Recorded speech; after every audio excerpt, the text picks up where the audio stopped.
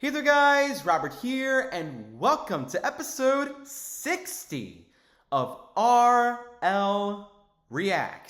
It has been almost 5 months since the last episode, and it is finally about time for another one, guys. Hope y'all excited today. I don't want to say too much in this little introduction here, so I'm just going to say what we're going to be reacting to for today. So today, we're finally going to be reacting to, We're going to be reacting to Vibeform's review of Porter Robinson's Smile, which has been a video that I have been anticipating for.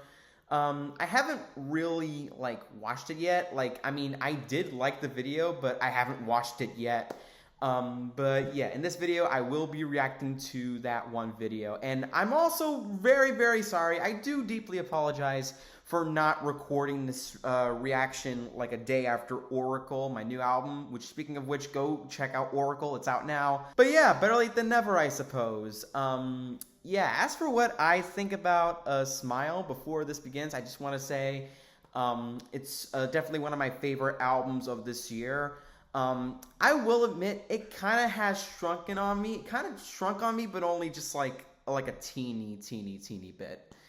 It's not perfect all the way through. The lyrics may be like a bit, I don't know, they may be a bit corny and on the nose in some tiny areas, but other than that, it really does make up for some really damn catchy hooks.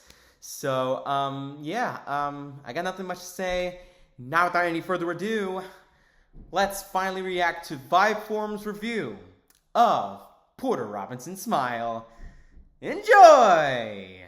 Real quick before this reaction commences, I just want to let you all know I'm probably not going to say a whole lot about each of the tracks when, of course, he gets to them, but I'm probably just going to comment one sentence or two about each track here and there.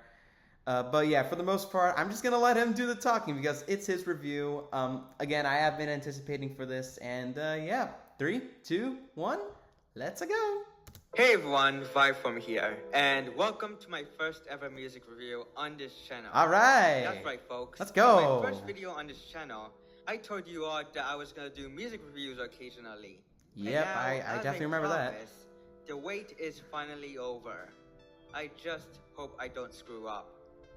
Anyways, I'm sure you won't. I mean, I don't expect this to be perfect, but, I do expect this to be at least a good review, so high hopes for this, Ray. High hopes for this. My first ever music review, we're going to be taking a look at Porter Robinson's third and most recent album, Smile. Alright, let's If go! you have been living under a rock, Porter Robinson is an American DJ and an electronic music producer known for making music that significantly changed the entire aspect of EDM music. And I gotta say this, ever since I listened to his music recently, I became a huge fan of him.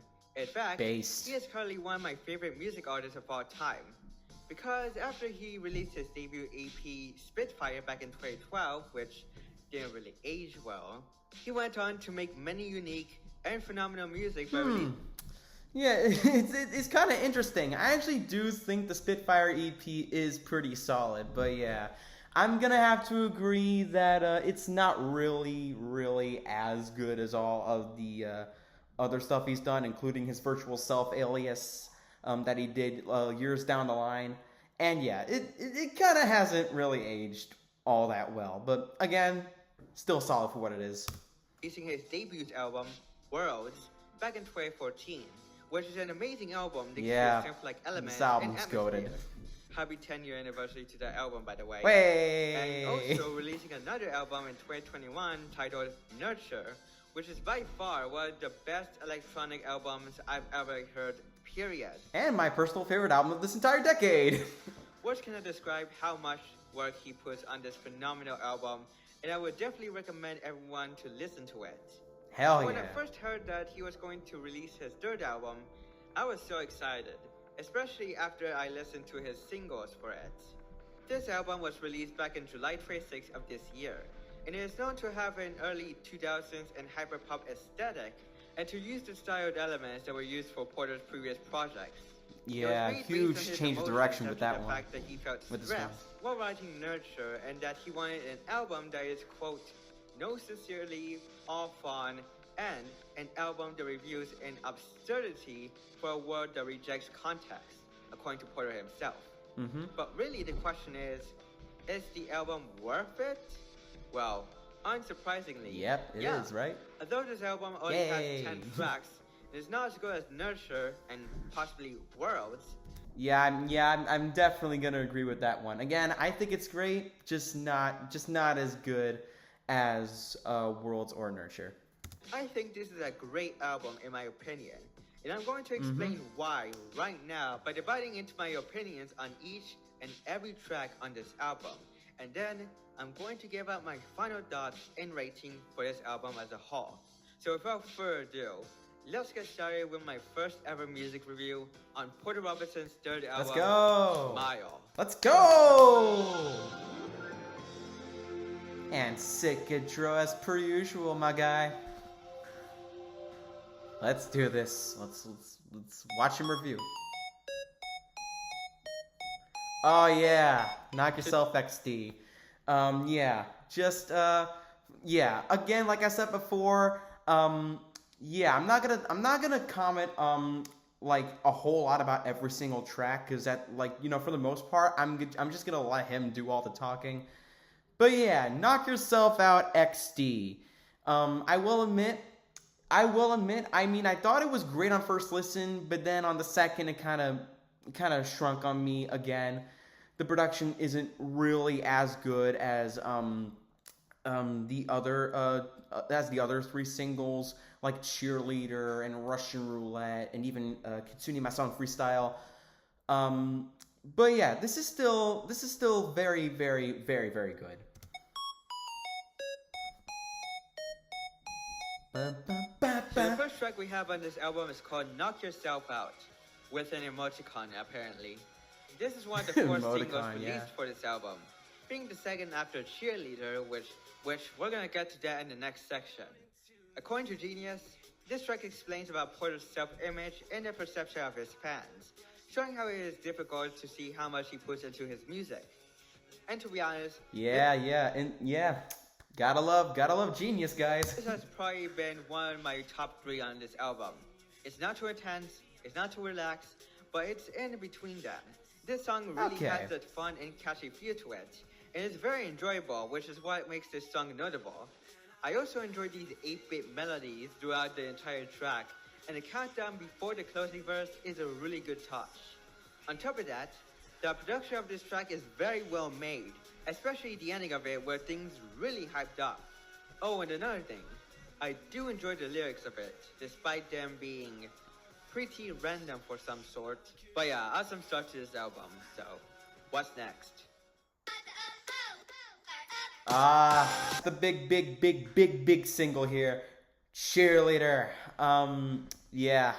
No surprise when I say that I absolutely love this. Production is just amazing. The hook is so damn catchy. It's like one of the best hooks of this entire year so far. And I personally felt like this should have been the actual opener of this record, which, I mean, I have nothing against Knock Yourself Out XD, but yeah, I feel like this right here would have been a really good tone setter as for what you're getting into with Smile. Oh yes, the peak of this album. Our next track on this album is called Cheerleader. It is the first ever single that was released for this album. Yeah. But basically, Porter tries to explore social relationships both with his fans and other musicians out there. And wow, I don't know what to start on this track. This track is so energetic, it's basically like a chaotic roller coaster. I really love the chorus and also the electronic rock elements, especially the keyboard instrument that played from the start. I do enjoy that the most. And the samplings are really cool and added a special touch to the track. The production, though it isn't perfect, is there a very top notch with all the effort put around this track. And man, the ending was very intense in a great way after the bridge part where Porter plays the guitar. That was probably the best section of this track.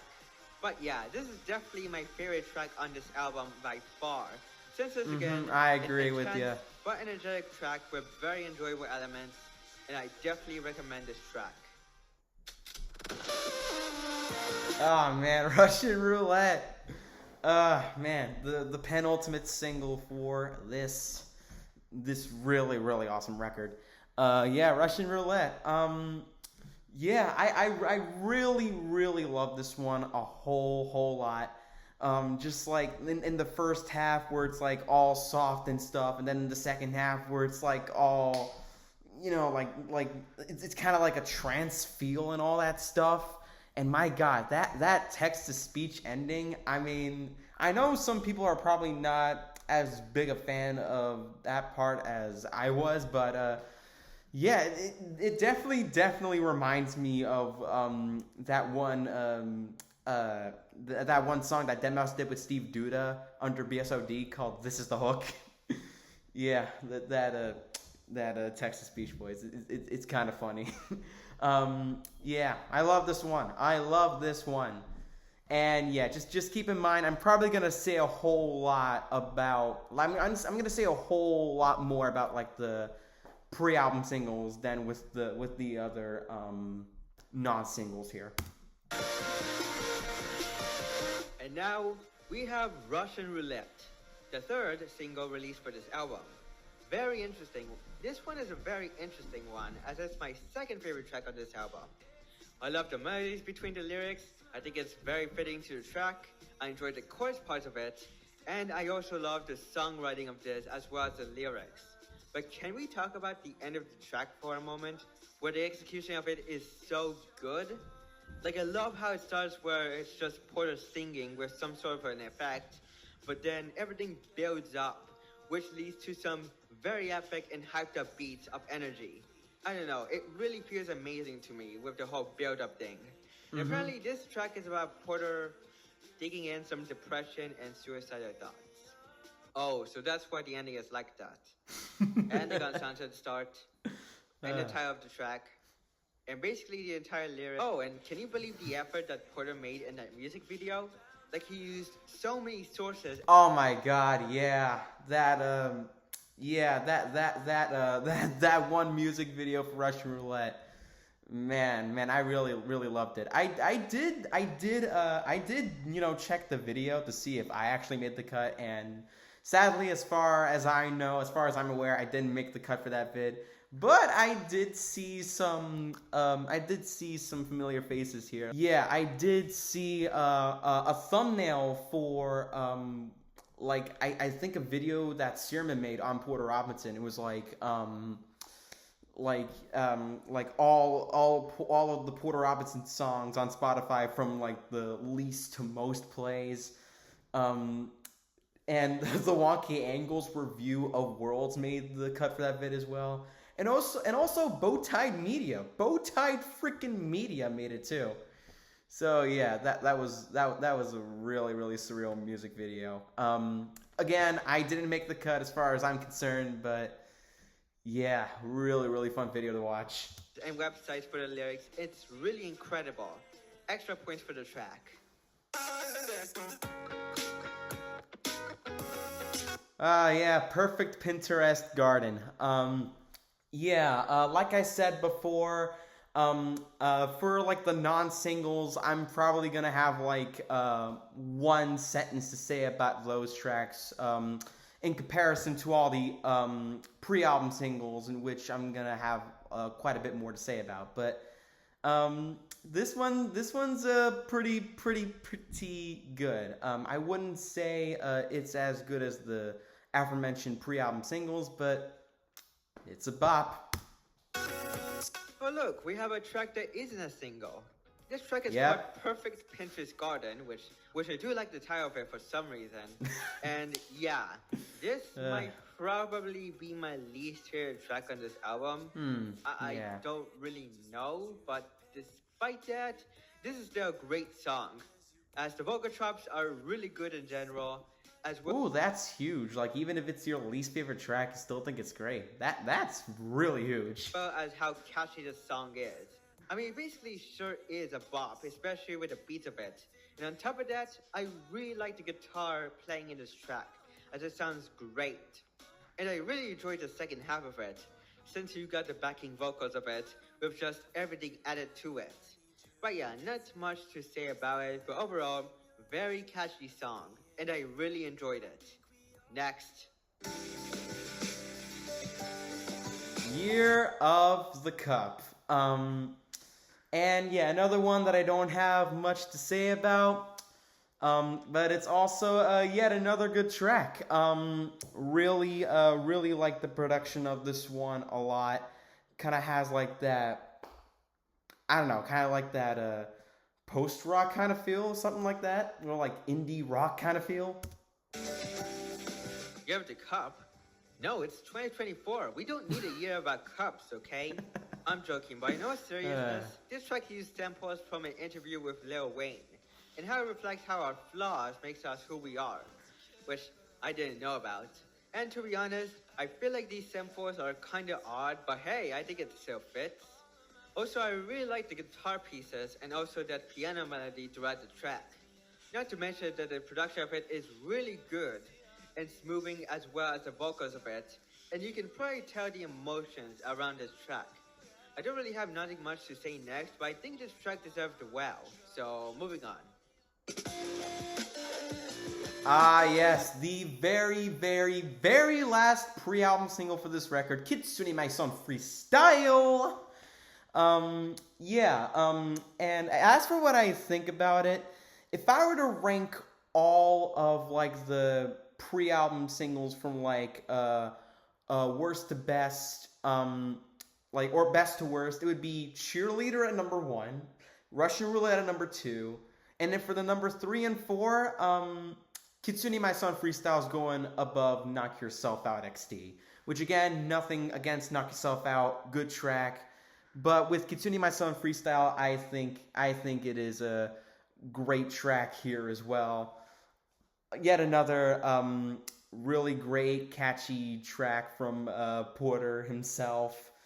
The Kitsune the Kitsune parts, they're kind of fun to sing along to, I guess. Yeah, really love this one. And now we have Kitsu Freestyle, which is known to be the fourth and actually, it's Kitsune Freestyle. Okay, I'm just joking. Final single before the album releases. And surprisingly, this single was released on July 19th, which is exactly my birthday, which is pretty cool. Yay! Happy belated birthday. As a whole feels very catchy. Probably the catchiest of the album besides Knock Yourself Out. And on top of that, the vocals are actually great, especially when we get to the chorus parts of the track. The 8-bit melodies are a very good touch, by the way. Now, the reason why the title of the track is called Kitsu Freestyle is because this track was promoted by Porter himself, giving away free clothing as a pop-up store. What a way to promote the single, am I right? But yeah, overall, this track is indeed catchy, and that's why it's very enjoyable. Easier to Love You, yet another non-single here. Another track that I don't have a lot to comment on, but I really like how smooth this thing sounds, and I really like this one. I don't have that much to comment on. And now things are starting to get pretty emotional because the next track on this album is called Easier to Love You. And this track is pretty much meant to be a love song to Porter's younger self as well as himself in the present times. And man, the emotions of it really represent itself. Like, I really love the guitar arrangements and that atmospheric glow in the background of the track. Best of all, the vocals are legitimately heartfelt, and I really love how it includes those effects that are applied to nurture for Porter's younger self. Yeah. When I actually first listened to this one track, Easier to Love You, it was kind of like that track he made. It kind of sounded similar to that track that he made for Nurture, Mother. I think that's what it was called, Mother. Yeah, it's called Mother. Nah, it's called Blossom, you fucking idiot. It like for me, it was like that but with like a nice, really smooth backing beat behind it. And yeah, really emotional this thing is. I also enjoyed how they're able to mix the vocals and also those 8-bit sounds at the end. A very good touch. But yeah, Easier to Love You is indeed an emotional track for its guitar and vocals. Ooh, Mona Lisa. Yeah, I have to say, out of all of the non-singles here, this is probably my favorite. Yeah, again, great production all around with this one, and it has freaking Frost Children in it as a feature. And yeah, speaking of Frost Children, I actually really did enjoy their album last year. I forgot the name of the album, but it has that track called Flatline. Yeah, the album with Flatline on it. Really, really liked it. I think I did actually put it in my honorable mentions for my 2023 year-end list as well. But yeah, I really, really, really love this Mona Lisa track. Really, really great stuff right there. And then we have the track that is named after one of the most famous paintings in history, Mona Lisa. This track is the only track in the album that includes a collaboration with another music artist. And that music artist is Angel Frost, who is a singer that is part of the pop music duo Frost Children, which, to be honest, I've never listened to their songs before. But when I first heard Angel Frost's vocals in the track, I think it's really impressive, especially along with Porter's. And I think their combination really fits well. As for the rest of the track, the production of it was very stunning, and I do like the beat loops in the track. I think the best part about this track is actually in the final part of it, as I really enjoyed it a lot. The effects applied to the vocals before that are a nice touch, and for some reason, this track kind of reminds me of that first track in Porter's first album called Divinity, as it kind of sounds pretty familiar with a more emotional twist. Really interesting yeah, comparison. This is a great song with some enjoyable effort put to it. So, next track. Ooh, Is There Really No Happiness? Again, another track that I don't have a lot to say about, but really, really nice track, and it kind of reminds me of Musician quite a lot. Now, the second to last track of this album is called Is There Really No Happiness? The answer? There is happiness. Because I gotta say, this is probably one of my top 5 on this album. In my opinion, it's a fantastic song. I really love the whole production as well as the beats of this track. The choppings are so good as well as the background sounds. And I also enjoy the vocals and the lyrics of this track. But let's not forget about the chorus segments. Those parts of this song are really enjoyable and rather have a mix of emotions along with the entire track. I don't really have anything much to say next about this track, but all I can say is that this is my favorite track on this album that isn't a single, and my 4th favorite overall. So yeah, without further ado, let's move on to the final track on this album, which is... Yeah, now we're on to the last track, Everything to Me. I gotta say, it's a really nice ending.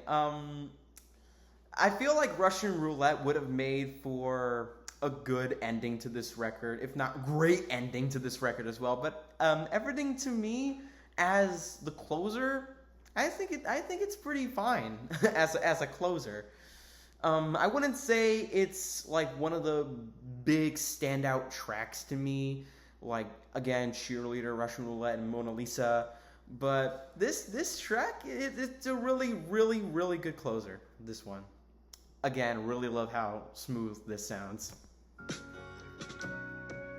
Yep, this is the final track on this album called Everything to Me. And if I have to say one word to describe this track, I'll say, wow. This track is so emotional, so heartwarming, and yet it's really beautiful. I know I said that the previous track is my 4th favorite track on this album, but this is very close. Words cannot describe how much emotion is put into this track. Like, I love the guitars, I love the production of it, and the vocals are great. And man, the songwriting here is amazing, and it's probably the best out of the other tracks we cover on this album. Not to mention that this is known to be a message to his fans saying that they're everything to him, hence the title. But yeah, what a heartwarming ending to this album. I loved it. Really, really heartwarming. So really yeah, good stuff. that's gonna be it for my thoughts on each track. But the question still stands. What do I think about this album as a whole? In my opinion, I think it's a really great track. This album to me is described as a Typo. fun Really and great creative album, you one, mean? yet with a mix of emotions to it. Again, it's pretty disappointing that this album has a total of 10 tracks in it. It's probably not as good as Nurture and maybe Worlds, but despite that, the production here is fantastic, and I really like the guitar and keyboard instruments throughout it. Not to mention that the songwriting is very well made, especially in Everything to Me. Now don't get me wrong, I would say the structure of this album is kinda odd, with the first half having a very energetic personality, while the other half has a more emotional tone to it. But I think it's really interesting at the same time in my eyes. And I do say that the lyrics can be too random in some tracks, but overall, I'm gonna give this album a score of 8.5 out of 10. Nice. Very energetic, yet pretty emotional at the end. However, Yeah, that's kind of how I would rate this album, actually.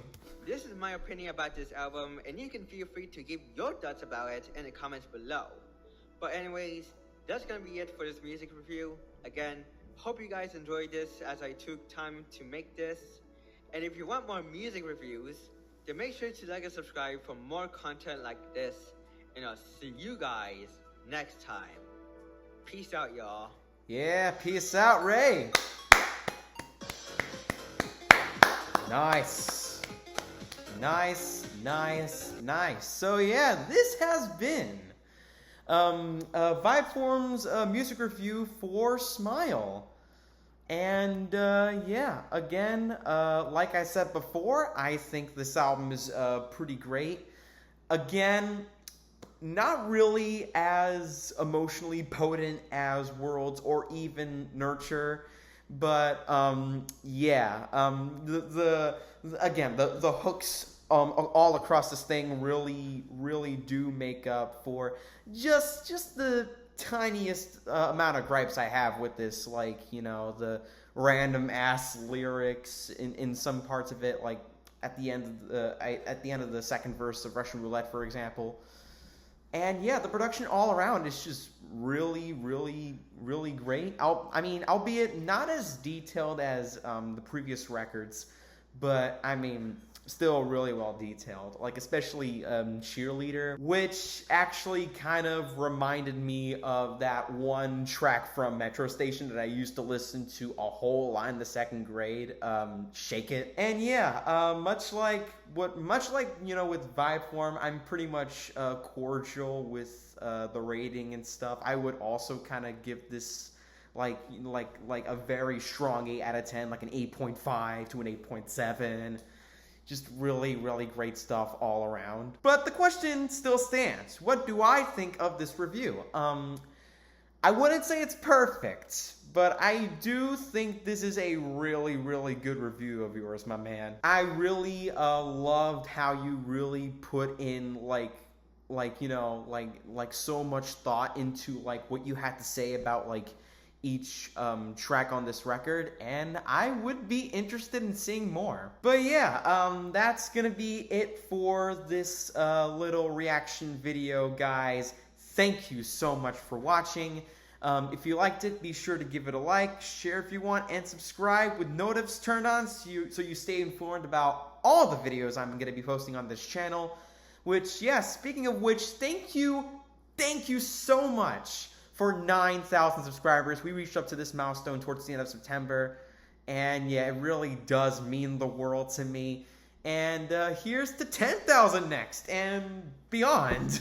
And yeah, like usual, you can also follow me on Twitter and Instagram, or go support my music on Bandcamp. Again, my new album, Oracle, is out now. Do go give it a listen if you haven't already. I worked really hard on it. But yeah, that's it. Thank you for watching, and I'll see you in the next video. Bye-bye, guys.